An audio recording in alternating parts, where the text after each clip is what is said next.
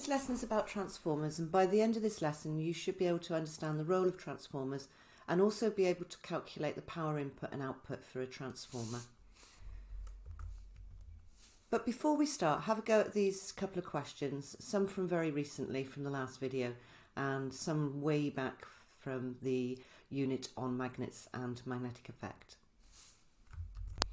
So hopefully you remembered that the national grid delivers 230 volts to your home, and that's so it's safe for us to use. That a transformer is a device which changes the potential difference. And also, going back to magnets, a generator is basically a magnet surrounded by a coil of wire. And when the magnet moves in and out, it changes the polarity of the magnet, and that means that it changes from north to south, south to north. And that alternating polarity will create an alternating current within the wire, providing that wire is in a complete circuit. Now, it doesn't matter whether the magnet moves or the coil of wire moves, so long as there is movement, you will get an alternating current.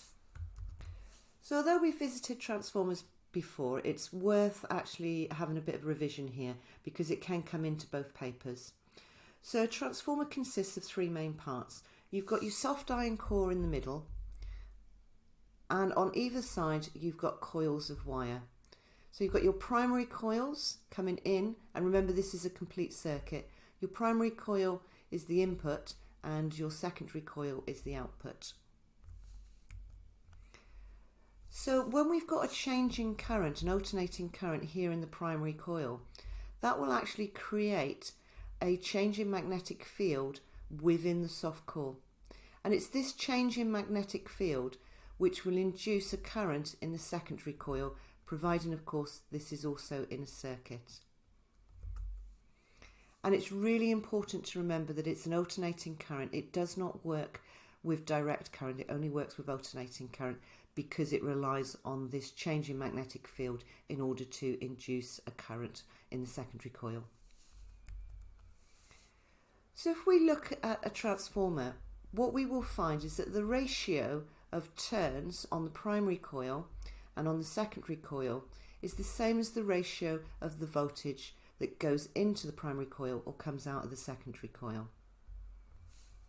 And there's a nice little equation here that they can give you, but I will show you a much easier way of working out the voltages and the current in a moment. So a step-up transformer is used in the national grid, as we said, because otherwise there would be too high a current, and that would waste a lot of energy in the form of heat. Now we can tell a step-up transformer because the number of turns on the primary coil are less than the number of turns on the secondary coil. So as soon as we see that the number of turns has gone up, we know this is a step-up transformer. And it's interesting to note here that the power input is the same as the power output. Of course, we are assuming 100% efficiency, which in reality wouldn't happen because obviously some heat would go into the iron core and also some heat would be dissipated to the atmosphere. Now if we look at a step down transformer, you'll see the opposite on the coils.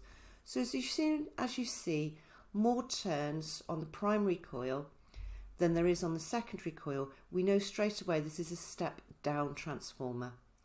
And again, note that the input and the output power are the same. And if we look, we can also see that the ratios are the same. And this is important when we come to exam questions where they will ask you to find out some of the quantities.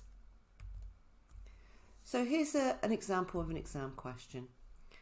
They may give you the primary voltage and the primary turns, and then they will leave out one of the secondary quantities, and they could ask you for any of these four quantities. Now we can plug all of these numbers into the equation, or an easier way of doing it is to just look at the ratios on the diagram itself. So if we wanted to get 100 turns into 20 turns, we would know that in order to do that we'd need to divide that by 5. So if we divide the number of turns by 5, we do exactly the same to the voltage. So 15 volts divided by 3, that gives us our output of 3 volts. So just to summarise, 100 divided by 2 would give us 5. That would be the number of turns. We know straight away it's a step down transformer because the number of turns is lower on the secondary coil. We also know that the output voltage is going to be smaller than 15 because it's a step down transformer. So if you come up with a number that's bigger than 15, then you need to think about your maths and just go over and have another look at it. And of course all we do then is 15 divided by 5 will give us the 3 volts. So in this unit we take it a little bit further and we start to look at the power, and we know that power is current times potential difference. So we also know that if I increase the potential difference, then I'll lower the current, and this is why we use step transformers in order to lower that current through the national grid. And as we said, the power input must equal the power output. We are assuming 100% efficiency when we do these questions, but remember, in reality, some of that energy would be lost through heat transferred to the transformer or the atmosphere. So we can come up with this equation. The current on the primary coil times by the potential difference on the primary coil will equal the current on the secondary coil times by the potential difference on the secondary coil. So pause the video now and have a little go at this exam question. And this is the output voltage of a charger, and they're asking you how much current will be drawn from the mains electricity.